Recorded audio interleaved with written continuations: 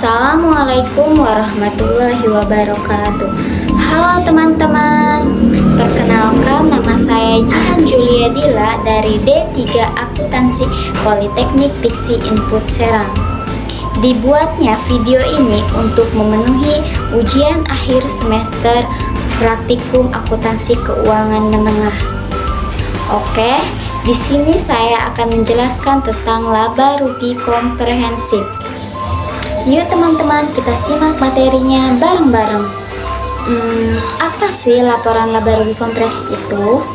Laporan laba rugi komprehensif merupakan salah satu laporan keuangan yang mengukur seberapa besar keberhasilan perusahaan dalam periode tertentu. Laporan laba rugi komprehensif memiliki dua jenis. Yang pertama, laporan laba rugi bentuk tunggal, dan yang kedua, laporan laba rugi bentuk ganda.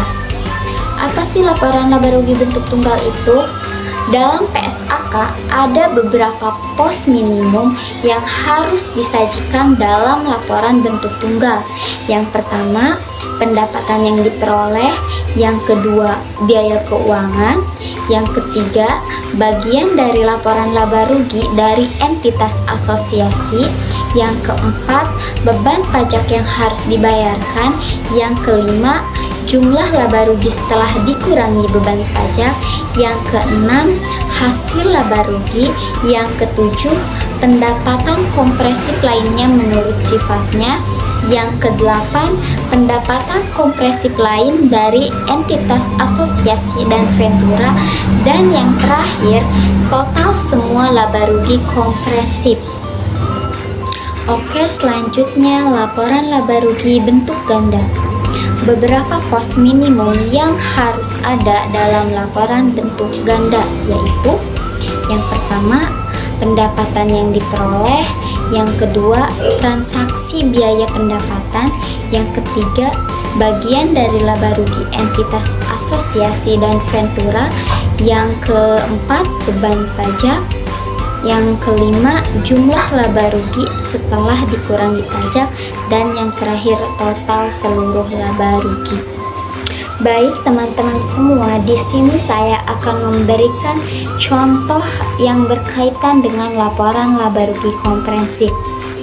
Akuntansi perusahaan sepatu PT Roda Mas Perkasa telah mencatat informasi berikut berdasarkan laporan keuangan perusahaan sebagai dasar penyusunan laporan laba rugi komprehensif 1 tahun yang berakhir 31 Desember 2020.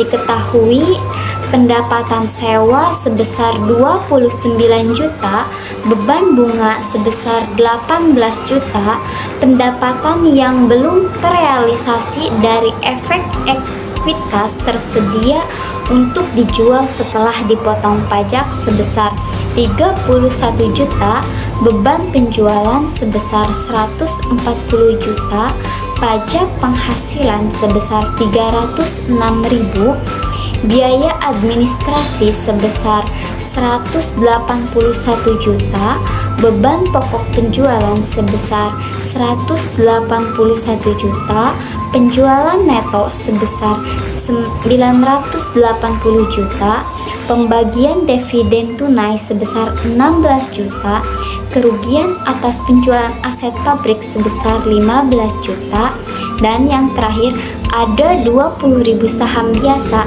yang beredar sepanjang tahun.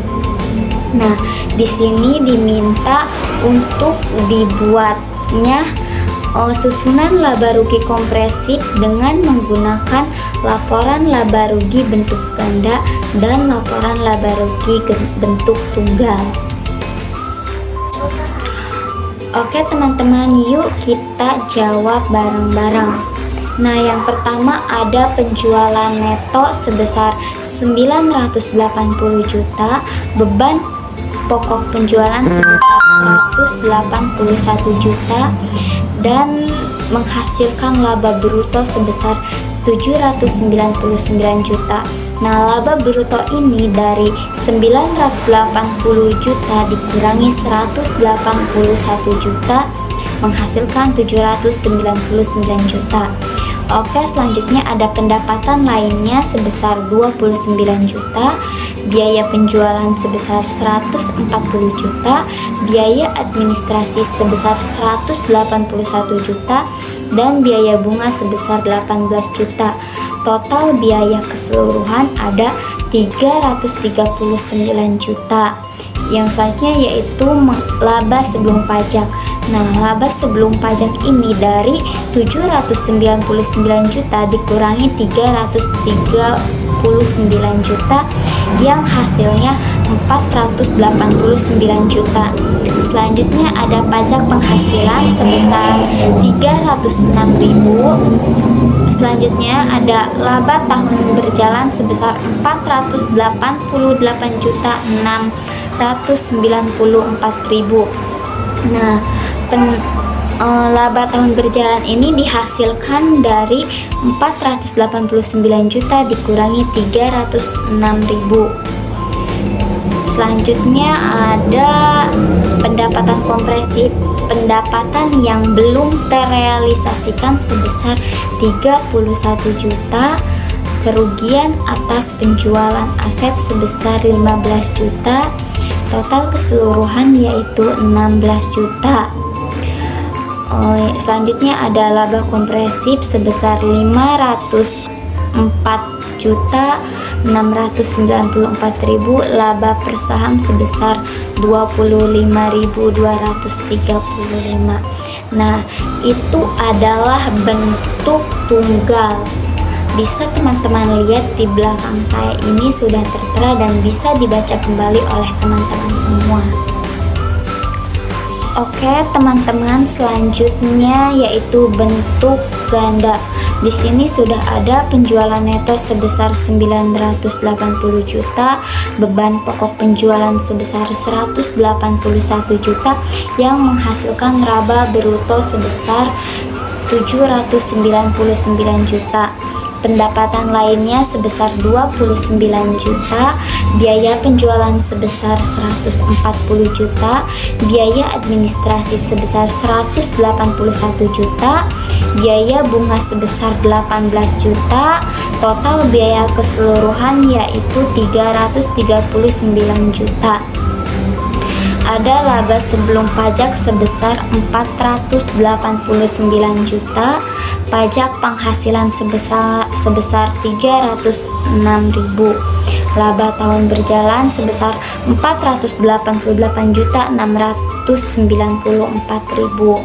Oke, di tabel selanjutnya ada laba tahun berjalan sebesar 488.694.000, pendapatan yang belum terrealisasikan sebesar 31 juta, kerugian atas penjualan aset sebesar 15 juta yaitu hasil keseluruhannya adalah 16 juta, laba kompresif sebesar 504.694.000, laba per saham yaitu 25.235. Nah, teman-teman, itu adalah contoh dari laporan laba rugi kompresif.